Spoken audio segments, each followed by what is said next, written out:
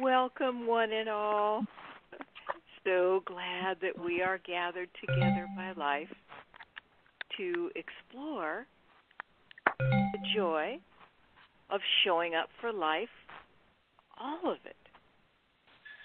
And so tonight we will.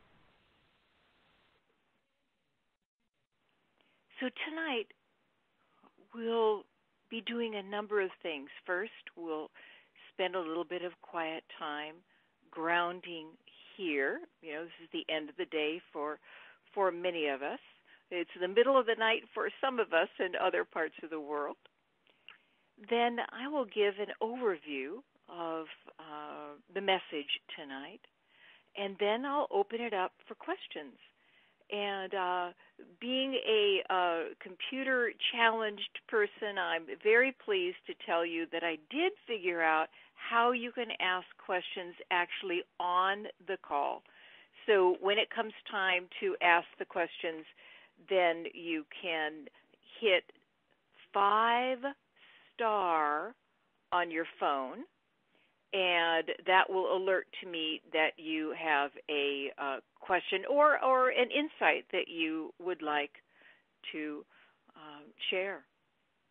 And so let's begin by grounding right here.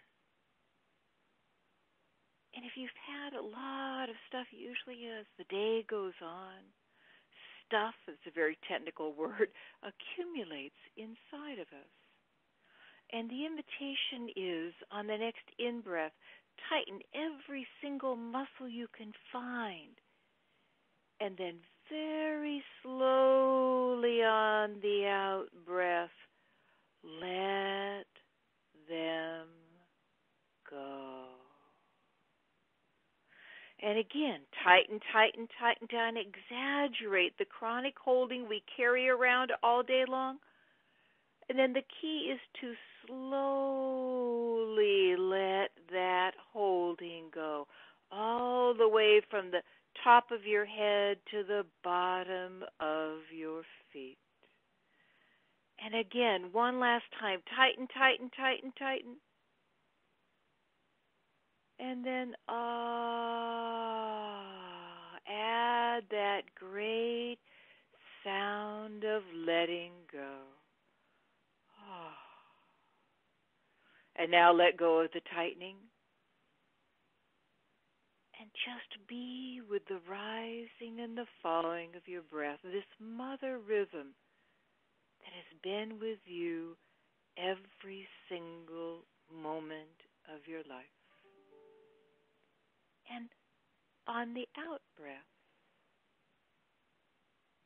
say the great sound of letting go. Which also happens to be the sound of the heart chakra. In-breath, and then allowing it to soften that holding in your belly and in your throat and in your neck.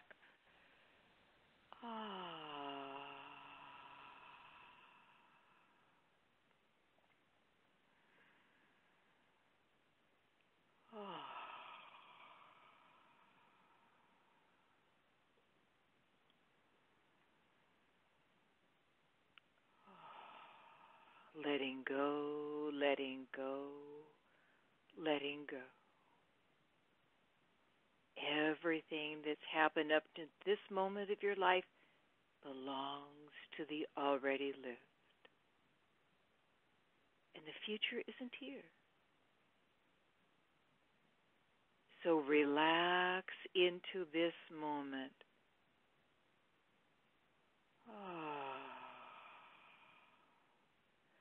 Invite your busy mind to rest on the rising and the falling of your breath.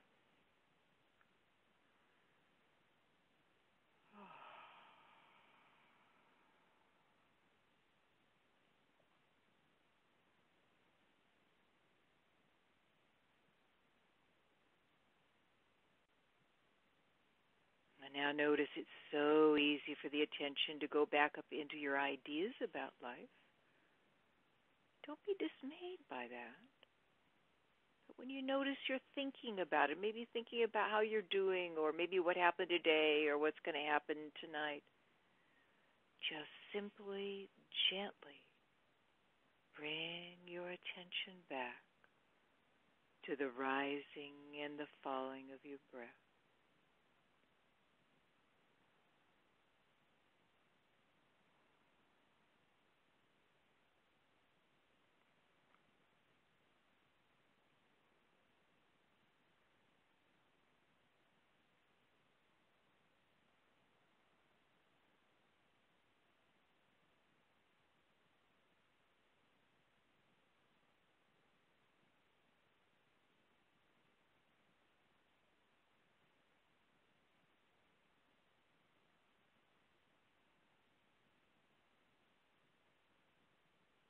Where is your attention right now?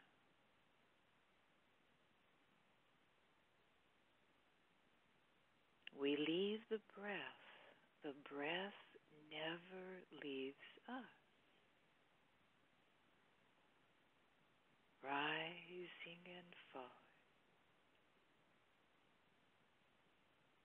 Resting in the rhythm of our breath.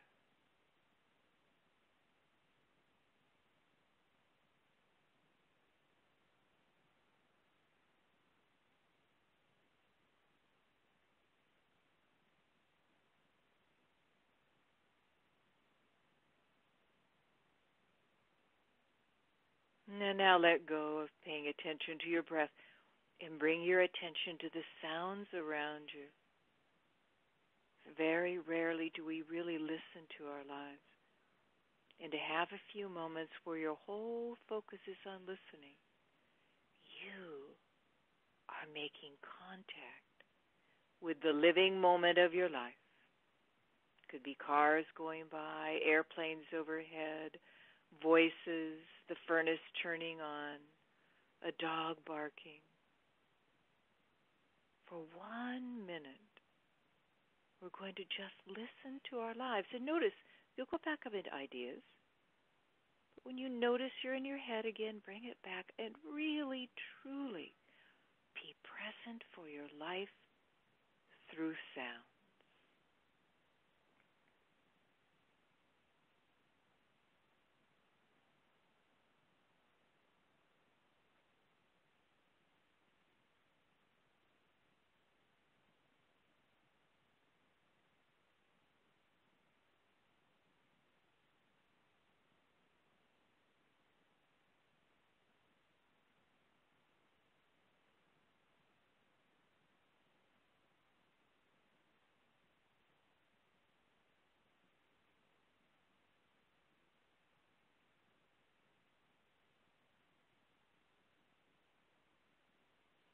And now let go of listening to the sounds and come back, and there's your breath. It's always here. Take just a few moments to rest on your breath again and know that all of the millions of moments of your life have brought you to this moment. And no matter what is happening in your life, this is the only moment that matters. As you open your eyes, look around. Even if you've been in the room you're in, or the bus you're in, or the car you're in 1,000,000 times, see it through new eyes, for it is new. This moment is different than any other moment you've ever known in your life.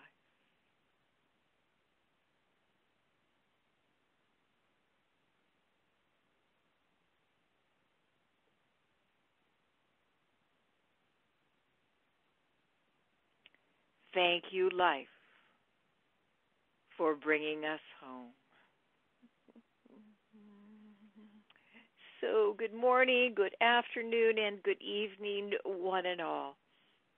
You know, the reason why I love to start things with some facsimile of what we just explored, is that it's so important to realize there's life, and then there's our stories about life.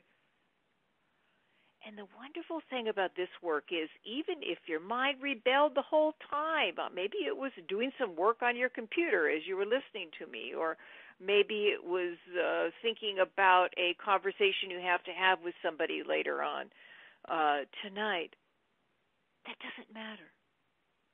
For the healing that we are ready for doesn't come from trying to do it right. Oh, I've got to listen right. Mary said, I've got to listen to my life for a minute. That's not where our healing comes from. We've tried that for thousands and thousands of years. The healing that we are ready for comes from learning how to see, what did the mind do with this invitation?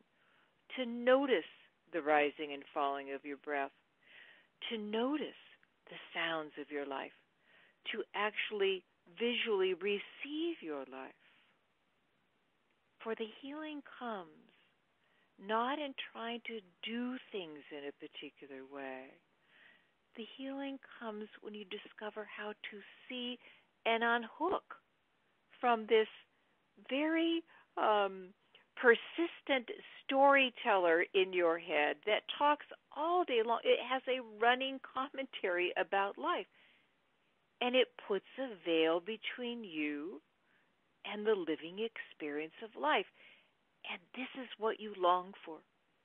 You may long for, I don't know, a chocolate souffle, or to win the lotto, or to buy the car you saw the ad on television last night, or find your soulmate, or whatever, have a different body. But really, truly, what you long for is to be available to your life, to be open to it the moment it appears out of mystery. And all these things, a different body, a different car, a different mate, all give us the illusion that if we can just get to that, then everything will be okay in our lives. But you're on this call because you have lived that long enough to see that, yes, you can kind of get there. But then it changes. The car gets dented. The mate burps in public. You lose 15 pounds only to gain 20 back. And so the healing we're ready for is coming in a new way. It isn't trying to get someplace else as much as it is discovering how to show up for what life is offering us. Many of you have read What's in the Way, and there's that wonderful statement, life is set up to bring up what has been bound up, so you can open up to be freed up, so you can show up for life. So what do I mean by that? I love metaphors. I think a picture is worth 1,000 words. So just imagine the most beautiful ocean you could ever imagine. All the blues, and it's warm and it's calm. That represents the ocean of being that is always with you, right here, under the noise of your mind. The noise of your mind that closes your heart and causes such heartache in your body. Now, imagine floating on that ocean a small, opaque bubble. That is what I call the bubble of struggle. When you and I were first born, we lived in the ocean of being. There was no past and future. In fact, we didn't have a thought in our head. And slowly and surely, we took on this storyteller that likes and dislikes, and it wants this and it doesn't want that. and it's absolutely certain if it could just get itself together, because it's really not together. It doesn't want anybody else to know it's not together. But if it could just get itself together, then it would know the ocean of being again. The reason why the bubble is opaque, because it cuts you off from the ocean of being. And most people can go to their deathbeds constantly trying to redesign, or they eventually give up, living in the bubble of struggle. What we're about is something that is so different than what we have done before. Remember, for the for the last couple of thousand years, and this is what I woke up to in the 60s. Oh man, we were going to enlightenment, and we were going to leave this all behind. We were going to live in Shambhala. The only thing is, if you really look, it doesn't work. If it did work, then there would be millions and millions of awake people. And so now we have a new version of that, and that is about, I'm going to live in the now. And I just finished writing a blog that I saw an ad for a car company saying, if you buy this car, you will be able to live more in the present moment. And so we have this very strange idea. If we could just corral our mind and live in the present moment, be more present. And I can't tell you how many people have come to me and said, oh my God, I can't be in the present. I don't do it very well. But because we have that belief, if I just get myself in the present, then everything will be okay. And yet that's not really how it works. What we're about is learning about the bubble of struggle. Learning how your mind talks about life. What is its story of fear, of judgment, of grief, of anger, of, my happiness, oh my God, I've got it all together and this is going to last. And even of despair. For this storyteller has a world of its own, and where we have gotten caught into is identifying with it, believing that we are this storyteller. Now, I'm not making it bad or wrong. We're not here to get rid of it. It is a wonderful tool for maneuvering through reality. You need it. But it is a horrible master. And if any of you have read my blogs and listened to my radio shows and read my books, you know, oh my God, I was as caught into this bubble of struggle as you could and still survive. And then, for whatever grace there was, life showed me the way out of the bubble of struggle. Now, I am still a work in progress. I've come a long, long, long way. But if anybody tells you while they're still in a body that they've got it all together, run as fast as you can away from that person, because they will come from that old paradigm that if you just do this and this and this, then everything, will be okay. My job is to wake up your curiosity. My job is to invite you to become so fascinated with what's going on in your mind that your heart begins to open. And you begin to be able to see how afraid your mind is. And it's been afraid for a long, long time. It's been trying for a long, long time to get itself together. But you can't get yourself together because you're already together. You're already living in this moment, in the ocean of being at all moments of your life. Your mind just doesn't see that. So last year I spent time and created 2 online courses, one on what's in the way, and then the other on the other book, The Gift of Our Compulsions. And I'm so excited to put this work out more in the world. And so we are exploring more the what's in the way message tonight, because the new online course is going to be starting on the 3rd of April, for the what's in the way. But I want to give you enough tonight that you can work with it, and that if you are so inclined to come and be with the course, then email Deborah, and she's the gal that registered you, and you will get the $100 credit off the course that has already passed. So what I want to do now is open it up to questions, because this is where we can begin to really get the sense. I mean, we are like a community. We have been gathered together, and each one of us is an essential thread in this community. And a whole number of people did write in questions before I figured out that you could ask questions. And so I'm going to go to those questions right now, and then just think about, is there something that you want to ask or an aha that you want to share? And if so, then hit 5-star, and then when I'm done with these questions, then I will call upon you. One of the wonderful, I don't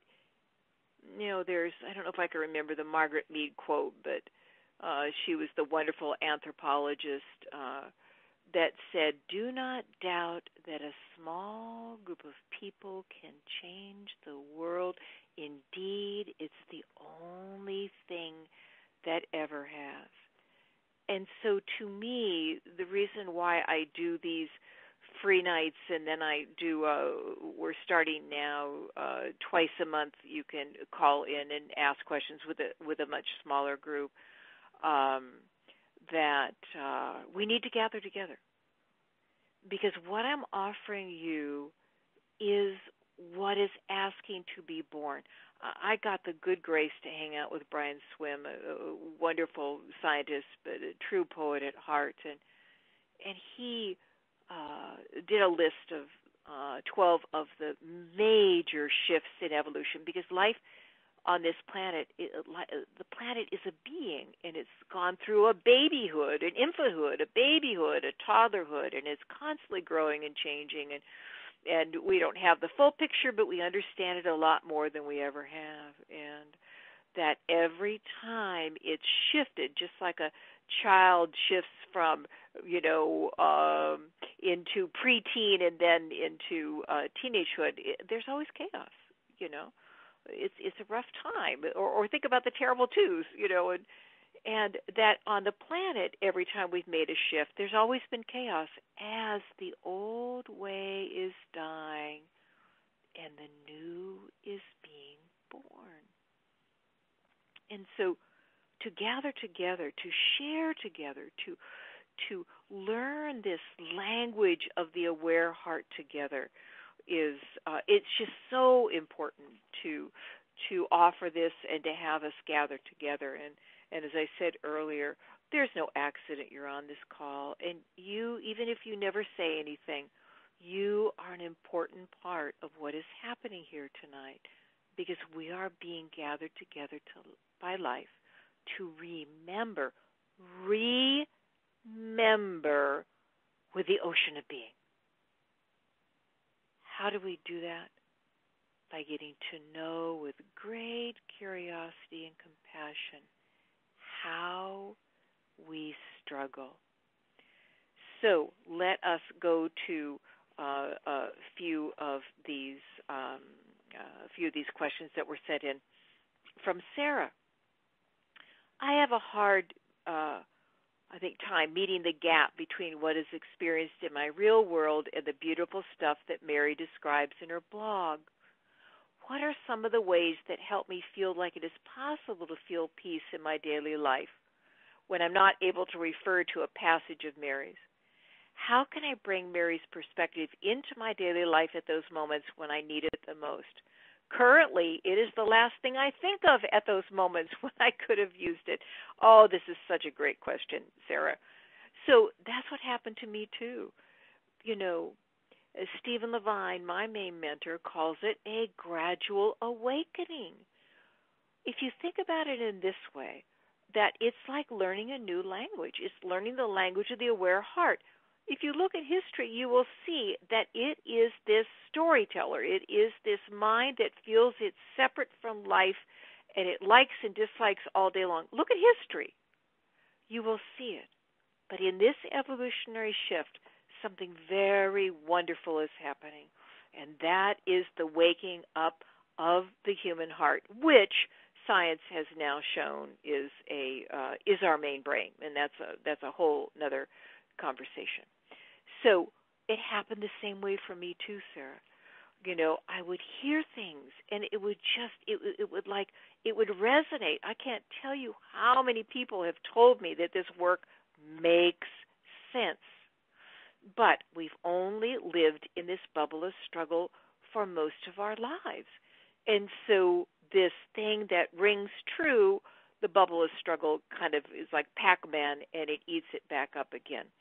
And so what helped me was that whenever I came across something in a book or heard something, in a talk, I wrote it down. And I had my own little book that of truths that resonated with me. And oh my God, I carried that with me for a long time. I had it really close to me for a long time. Now you can't always get to the book. But know that when a child learns how to walk, let's say it's taken its first steps, it's holding onto the couch and it takes its first steps and it walks to your open arms. It's so exciting. But what we do with awakening when we take our first steps, we then immediately expect us to be able to run a marathon. And just like with the child, the legs are not strong enough to even run, let alone run a marathon. So we need to strengthen the muscle of our curiosity and of our heart. So one thing that can help a lot is the Insight Timer. And if you don't know about this, email me and I will send you directions.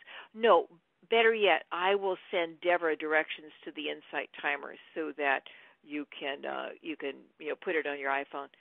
And you can choose all these different gongs. Oh, my goodness. And you can have it gong, like every 20 minutes, every hour, however much you long for, to remind yourself to come back to this moment when things aren't really very intense.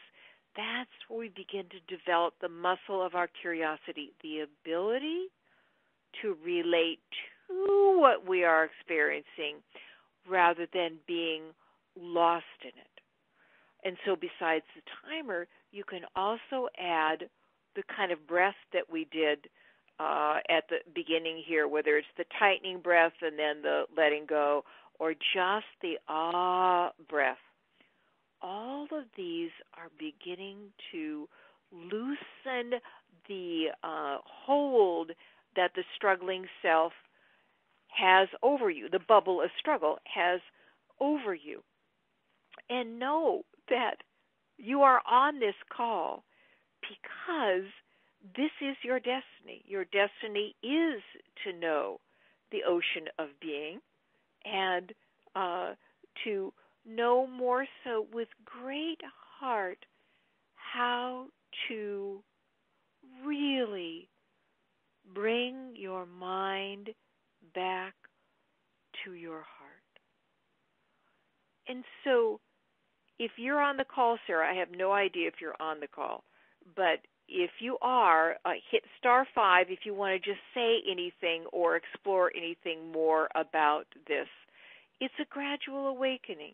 It won't happen overnight, but you're on that path, and no matter what your life looks like, life is bringing you home. So let's just pause for a minute, and I'll see if Sarah wants to ask anything more or give any ahas about that. Okay.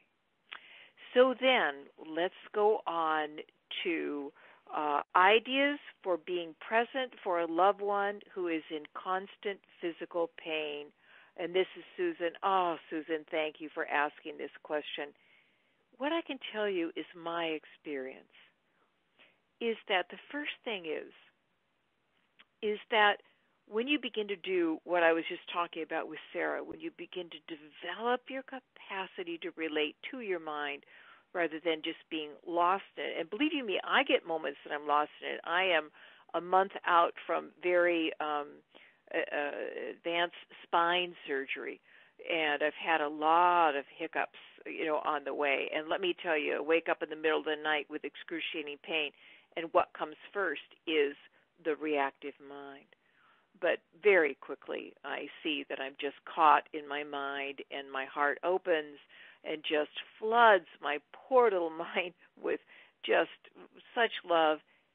It calms down, and then I can flood my body with that same heart energy, and it's amazing what that does with pain. My son had cancer twice. The second time, in order to heal the cancer, he went through 3 major surgeries and intense, the kind of chemotherapy that you have to stay in the hospital for the chemo. Most people take a pill or they go to the office and have an IV. He had to stay in the hospital for 5 days, for 4 times in 3 months. And it was the kind of chemo that you put the PICC line into your heart because you can't put it into your veins because it would destroy your veins. So needless to say, in this process, there was a number of times where he said, I can't do it anymore. I'm going to stop all treatment. I learned so much during that process. So let's back up a bit. When he was 27, I think he was 37 when he got cancer the first time. When he was 27, he was caught in suicidal despair. And oh my God, Susan, I tried to help him. And he was raised with enough of that present loving attention. I mean, I was nowhere near a perfect parent because there is no such thing, but there was enough of a thread of the loving attention that he would let me know over and over again, anything I would offer, he would reject or say, no, Mom, no, Mom. He said, really, just listen to me. And I realized in that moment that we were in a tug of war. I was the fixer, and he was the fixie. And the moment that I got it, I was sitting in a chair, and he was sitting on the couch. I felt this tug of war break, that my job was to bear witness to his journey. Now, fast forward 10 years, I completely forget this because cancer is just so fierce, and I am in so much pain around this. But then I begin to see that when I am out there involved in his pain, trying to relieve it, trying to fix it, I am not present for him, nor am I present for myself. So with many, many, difficult times, and I so understand what it's like to be with somebody that's close to you who is in constant pain. There just will be times that it will overwhelm you, that you'll just find yourself contracting and reacting, trying to fix, trying to help, even judge. I'm working with a couple that the man is in his 80s and he's very sick, and the wife came to me and she was just appalled that at times she just hated him because he was so caught in struggle and he couldn't see anything else. And it was so freeing for her to allow that anger. She didn't need to dump it over him, but she needed to come back and be present for her own pain. This is very painful to see a loved one you've lived with for 50 years to be dying. And so she really learned that when she was starting to get tight, she was caught. She was either caught inside of herself trying to fix or trying to get away from it, or she was caught in just the whole pain of it. This is where we learn what I talked about at the beginning. The healing isn't about, I'm not going to give you, these are the 4 things that you can do, This is all about coming back and meeting yourself in your own heart. The more I could meet myself in my heart when I was in pain, the more I could just be present for my son. And fast forward into this spine surgery, the more I could be present for how hard this has been on my mind, on my mind and on my body. If it's not intense pain that the doctor can't figure out what to do, like they put an electric shock collar on my tailbone and it was just excruciating, and they couldn't stop this for 6 days. It was just so painful, Or was the pain of nausea from the pain pills, or it's the pain from Charlie horses in my hamstrings that make me so I can't even sit down on the toilet. I mean, just imagine a woman not being able to sit on the toilet. This is heart of the mind. Learning how to do the same thing.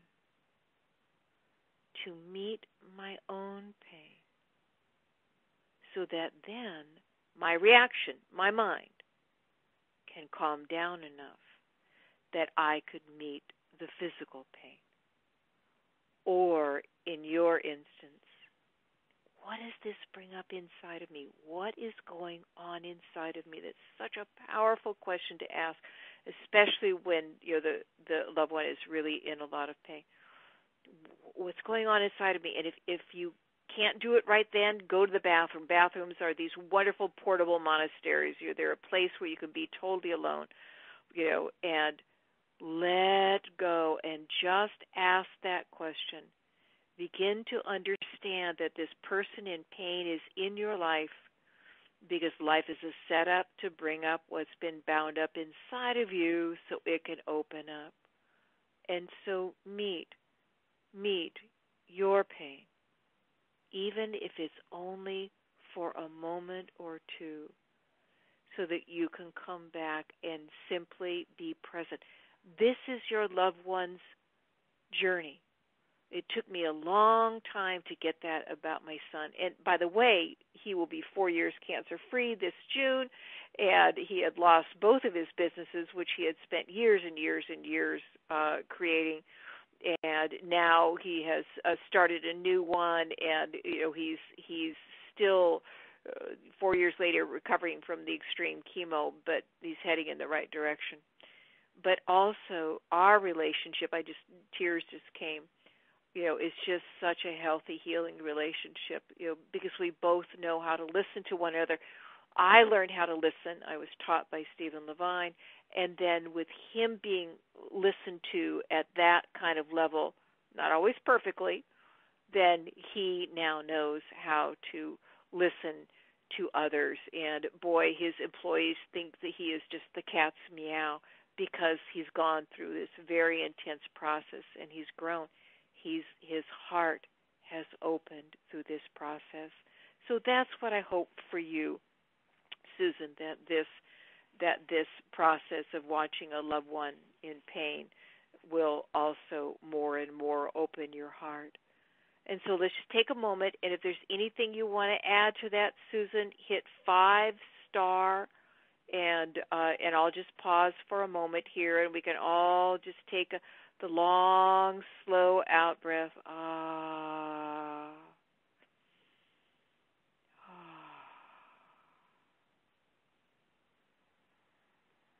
Okay.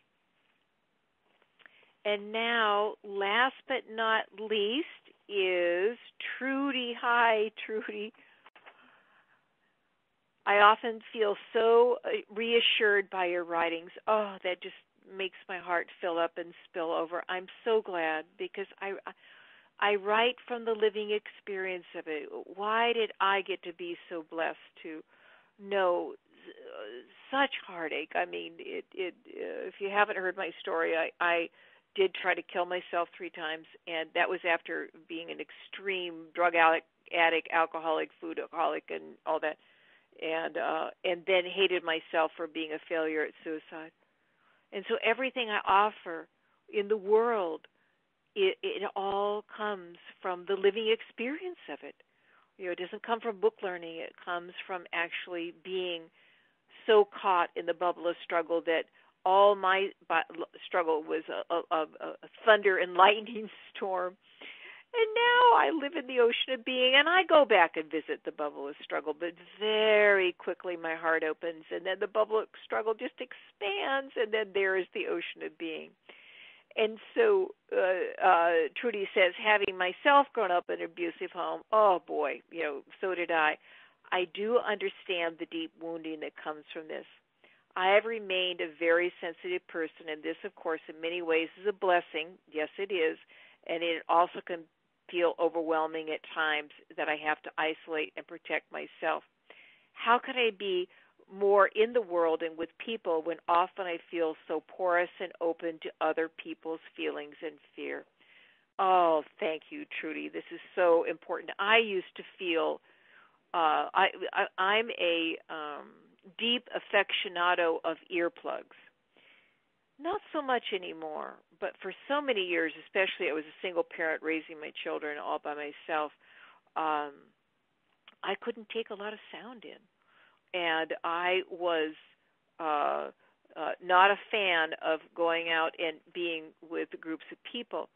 And as you have alluded to, when you are, when life overwhelms you when you are young, you perceive life through that lens of overwhelm. I used to describe my life as I lived in a completely sealed phone booth. Those phone booths of old, and it was completely sealed, and water was piped into it, and it would come up and up and up and up and up to my waist and up to my chest and up to my neck, and then it would recede. I want you to feel the fear of that. That was the best way that I could describe my life. And it was my life until I learned how to be curious. And yes, it took a while to learn how to be curious, how to step out of the phone booth and begin to be with the fear in great heart. And yet that was the doorway to freedom. So yes, when we are raised in abuse, we become hyper alert. And as you said so beautifully, that can really bode well. Really being present for the moment is being alert to the moment. But for you and I, that hyper alertness went through the lens of fear. And so I want to offer you something that it's just a different way to perceive it. First of all, let me say this first of all.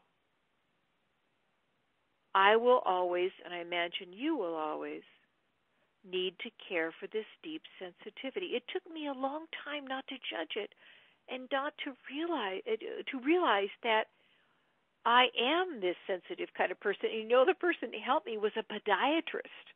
And I was just having so much trouble with my foot many years ago. And he said, people are just born with different kinds of nervous systems.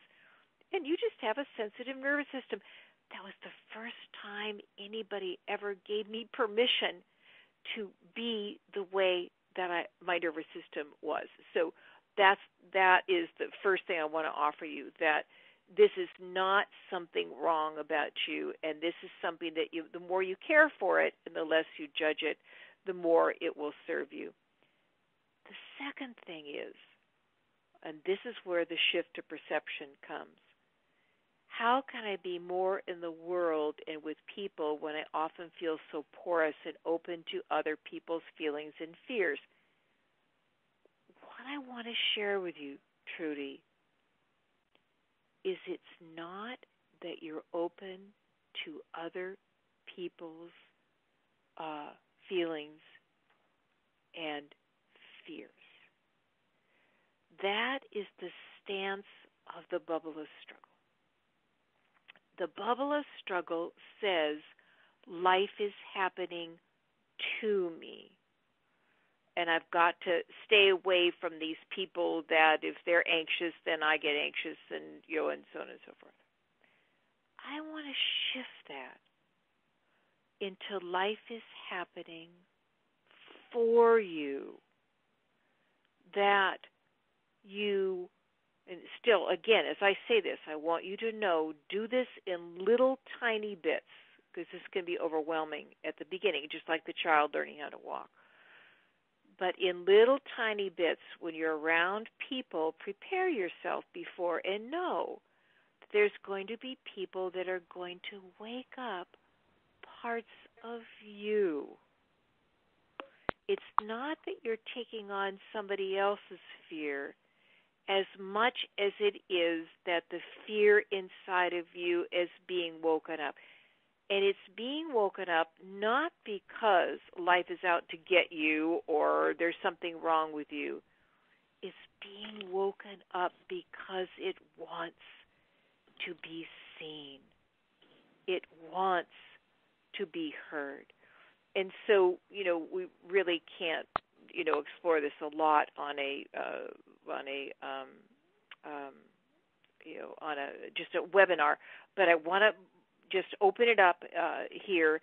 Hit 5-star if you want to have a dialogue about this, or not. You don't have to. We can just, maybe what I've shared is enough. But I want to pause for a moment because this is so important. Again, Trudy, this was just such a wonderful question because this is for all of us. One of the greatest truths I know is that the bubbleless struggle is a victim. That's just its stance. Life is happening to us. Just think of a cold. Life happens to you. Think of a difficult person at work. Life happens to you. Think about rush hour traffic. Life happens to you. The ocean of being, life happens for you. So I don't see, let me scroll up here. I got to scroll through everybody's names. So I evidently have said enough, Trudy. This is so powerful, and if there's anything that is still niggling, just email me, because this is just a very, very important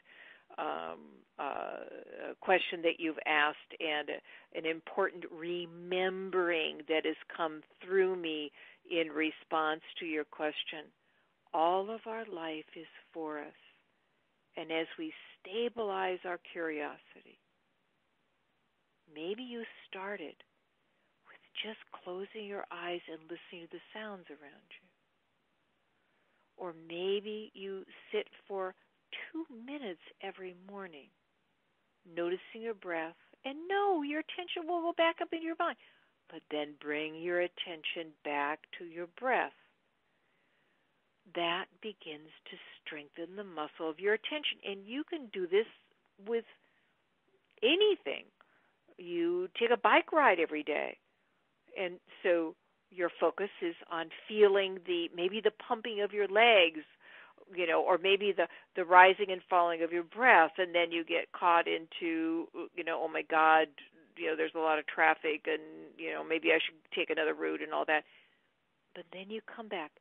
Every time you come back to something that is grounded here in this moment, you strengthen the muscle of attention that allows you more and more to come to the place where you wake up with screaming pain in your tailbone in the middle of the night, and you know you have to go to the bathroom, and you know that if you get out of bed, the electric shocks are going to come, and you don't get caught. Well, I got caught for a few minutes.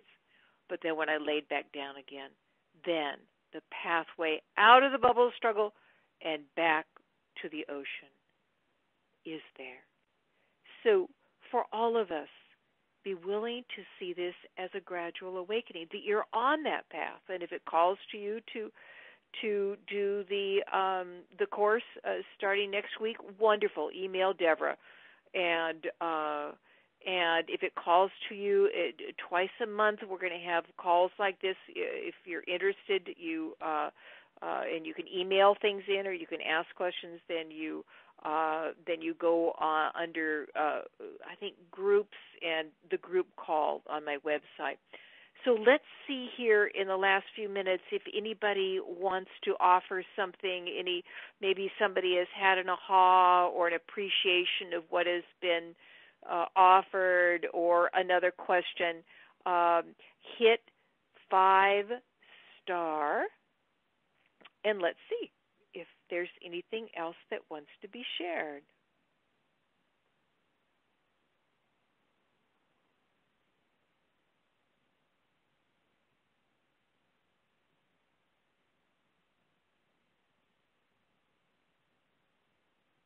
Okay. So let's just take a moment or two and let all of this wonderful message go. Close your eyes and listen to your life. And I'm going to be quiet. We're going to do this for a minute. Every single sound you will hear is totally brand new. So for 1 minute, listen.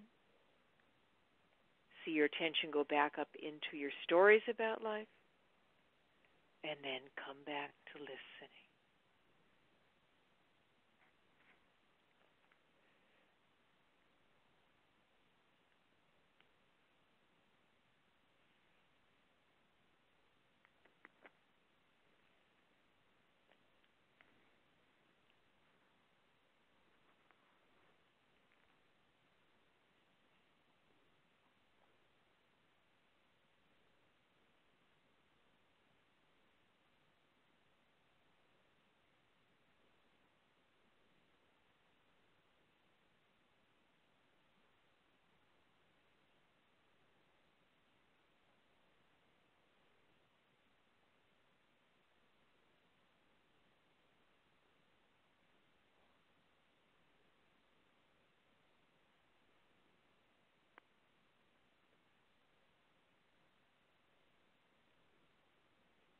And now let that go.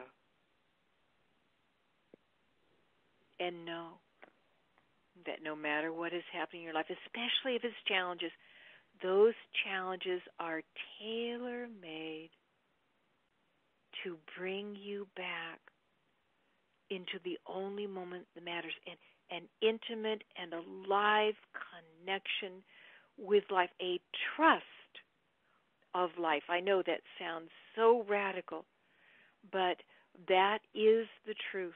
Life is trustable. It's definitely not always likable, but it is trustable.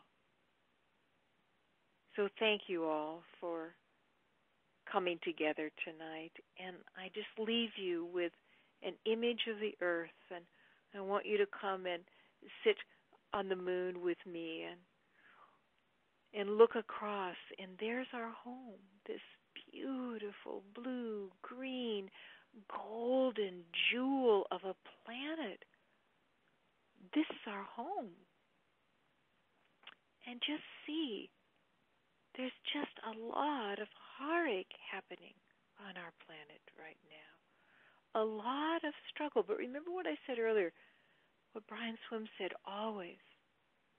When an evolutionary shift is happening, as the old is dying, as the mind, this struggling mind, the bubble of struggle, is not going to be our guide. For more and more of us, it will be our aware heart.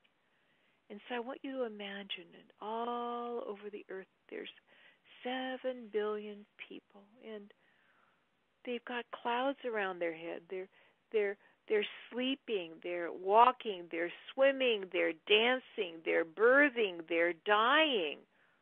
There's children living on the streets. There's people dying in tents in tent cities all over the earth. Yes, we're in such a major evolutionary shift, and yet all of those people with clouds around their head see that there's more and more of us. Our clouds are thinning. We're beginning to operate in a new way of understanding. We're all in this together, that there is so much that we have in common, that the color of our skin or our religion or our sexual preference or our gender or whatever, it doesn't matter. We're all human beings, and seeing people that their clouds are thinning and they're beginning to be more and more present for life, not only for the sound of the birds and the beauty of the spring flowers, but also for people that come into our lives, like a loved one that is in pain. And see that human being with their heart glowing as they are present for whatever is in front of them. And if it's a person, see that person's clouds lift, just like my sons did. And then see that person go out and touch more and more people with their aware heart. Is this possible? Absolutely. Will it happen in our lifetime? Probably not. But I like what Miriam McGillis said many years ago, that in the Far East it takes 80 years for a date tree to bear fruit. And yet they planted date trees. So I invite you to plant date trees. You will bear fruit. You will know more ease, more joy, more trust, more intimate, alive connection with life. But you will also be planting trees for the future, so our poor, beleaguered planet can heal to its core, and you are a part of it. Thank you all for being here. I hope to see you again in another venue at some time soon. Namaste.